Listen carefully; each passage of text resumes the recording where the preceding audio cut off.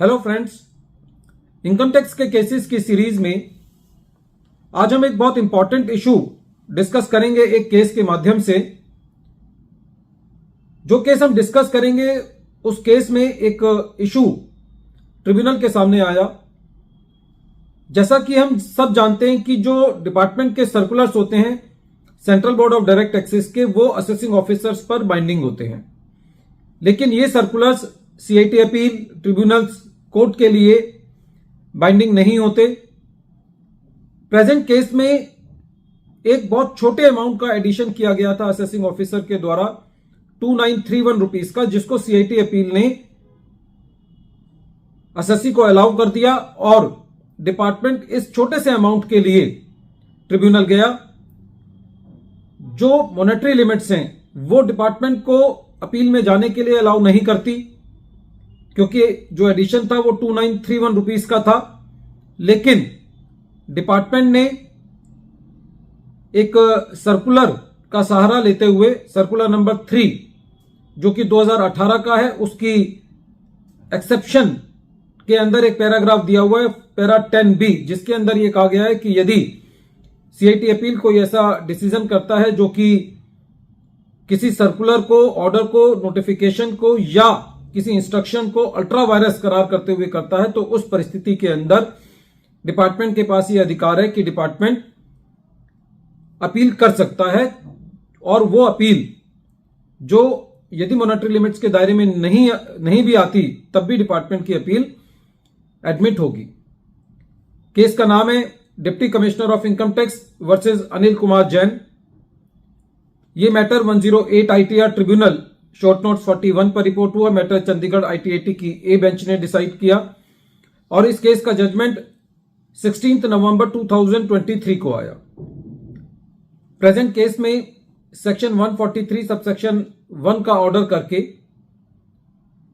Assessee का employees ESI जो होता है उसका डिसअलाउंस किया गया, जो कि 2931 रुपीस का था, इस मुद्दे पर कि यह ड्यू डेट पे जमा नहीं किया गया। असेसी ने अपील फाइल करी। असेसी का कहना था कि ये before filing of the return से पहले डिपॉजिट हो गया है, इसलिए असेसी को रिलीफ मिलना चाहिए। सीआईटी अपील ने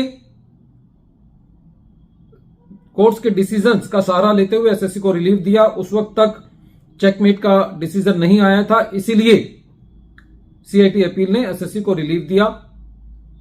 डिपार्टमेंट इस एडिशन के अगेंस्ट, जो कि सीआईटी अपील ने एसएससी को रिलीफ दे दिया था, जो कि मात्र 2931 रुपए की थी, इसके अगेंस्ट भी डिपार्टमेंट ने आईटीएटी के अंदर अपील फाइल करी। और डिपार्टमेंट का यह कहना था कि प्रेजेंट केस में जो अपील फाइल करने की मॉनेटरी लिमिट्स हैं वो एप्लीकेबल नहीं होंगी, क्योंकि 2018 के सर्कुलर 3 के पैरा 10B के अंदर यह दिया हुआ है कि यदि कोई circular, order, notification, instruction ultra vires को करार करते हुए, उस सर्कुलर को अल्ट्रा वायरस मानते हुए यदि कोई ऑर्डर पास किया गया है, तो ऐसी परिस्थिति के अंदर मॉनेटरी लिमिट्स एप्लीकेबल नहीं होंगी।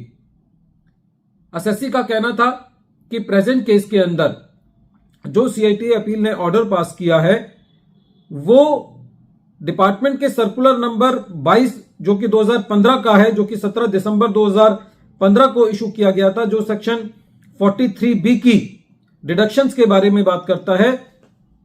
जो सीआईटी अपील ने ऑर्डर पास किया है वो ये तो कहा जा सकता है कि वो ऑर्डर उस सर्कुलर को फॉलो करते हुए पास नहीं किया गया। एसएससी का यह कहना था कि यदि किसी सर्कुलर को फॉलो नहीं किया गया सीआईटी अपील के द्वारा, तो यह नहीं कहा जा सकता कि वो सर्कुलर या वो नोटिफिकेशन अल्ट्रा वायरस हो गई। डिपार्टमेंट का यह कहना था कि क्योंकि सीआईटी अपील ने डिपार्टमेंट के सर्कुलर को फॉलो नहीं किया, इसीलिए वो अल्ट्रा वायरस है। तो जो बहुत लिमिटेड इशू था ट्रिब्यूनल के सामने वो ये था कि क्योंकि सीआईटी अपील ने डिपार्टमेंट के ईएसआई वाले सर्कुलर को 43B पे जो सर्कुलर है उसको फॉलो नहीं किया, इसीलिए मॉनेटरी लिमिट्स एप्लीकेबल नहीं होंगी। तो प्रेजेंट केस में आईटीएटी ने यह कहा कि यदि कोई सीआईटी अपील के द्वारा कोई सर्कुलर फॉलो नहीं किया जाता, तो यह नहीं कहा जा सकता कि सीआईटी अपील ने उस सर्कुलर के वायरस को चैलेंज किया है। तो प्रेजेंट केस में आईटीएटी ने जो डिपार्टमेंट की अपील थी, जो कि बहुत लो टैक्स इफेक्ट पे थी, जो मात्र एडिशन था वो 2931 रुपीस का था, उसको अपील को खारिज किया। वीडियो के अंत में एक बार फिर मैं केस का नाम रिपीट कर रहा हूं। केस का नाम है deputy commissioner of income tax versus Anil Kumar Jain. ये case 108 ITR tribunal short note 41 पर रिपोर्ट हुआ।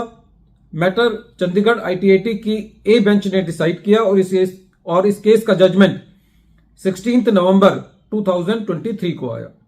Thank you friends.